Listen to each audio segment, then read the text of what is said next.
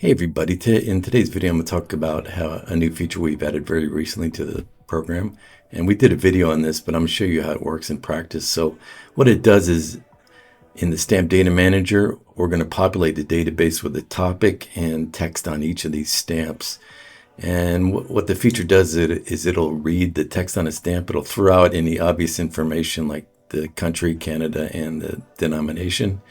And it'll just concentrate on the actual text on the stamp. And it will also try and decide on the topic of a stamp. And so we're going to see how this works in practice. So I've got this Lunar New Year of the dog stamp. And all I need to do is click on the stamp and then press F6. And that'll start the analyzing of the stamp. And you can see here it decides the topic is Lunar New Year and text on stamp is Year of the Dog. And si vous parlez français, you would know that this is French here. This is like the French translation of Year of the Dog. And this can be tricky if you just have an English keyboard because you have to worry about this E with a accent on top. And can you imagine trying to enter all this data in manually by hand? It would just take months, years. You would go blind before you can enter all of it. So that's basically how it works. It's pretty accurate with the text on the stamp. Sometimes it'll make a mistake on the topic, in which case you can simply just change it. And that's the reason it's not like all automated. I'm not just gonna have it automated so it goes through all 2,000 stamps and enters all information, because you have to verify that it works first. So again, F6, Lunar New Year. There's no text on this stamp as far as I can see. And 2142, British Royal Family.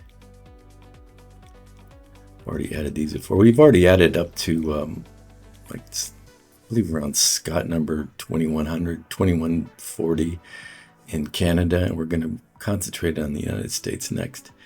So do this on Canadian Labour Congress, F6. And you can see here, put all the text, and the topic is social and political themes. If you don't like it, you can always type in a new topic. And right now, I'm just clicking on the down arrow to go to the next record, F6. So once you get used to it, it can happen very quickly. So F6 again. Libraries and books. Yeah, that topic sounds right. Sometimes it'll get confused. For example, let's say you have a photograph and the photograph is of a dog and the theme of the stamp is basically photographers or Canadian photography. It'll decide the topic is a dog when it could be a dog or photography. And that raises the possibility of having like 2 or 3 topics per stamp, and that's something we will look at in the future. So F6 again. Archaeology and anthropology. Yeah, it sounds okay. And so I'm just going through all these stamps. In most cases, it goes pretty quickly once you get used to it.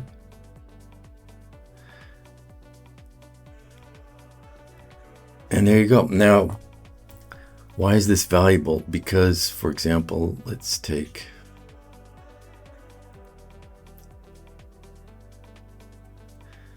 Let me just take this here, Musée Canadien, copy it, close. Where this becomes useful is under Tools, Stamp Identifier.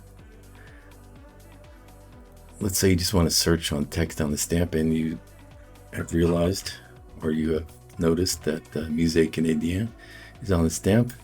You can just put that in, and you can see here it brings back the stamp where we just used the identification feature to retrieve the text on the stamp. So anyway, that's it for today, and as always, thanks for watching.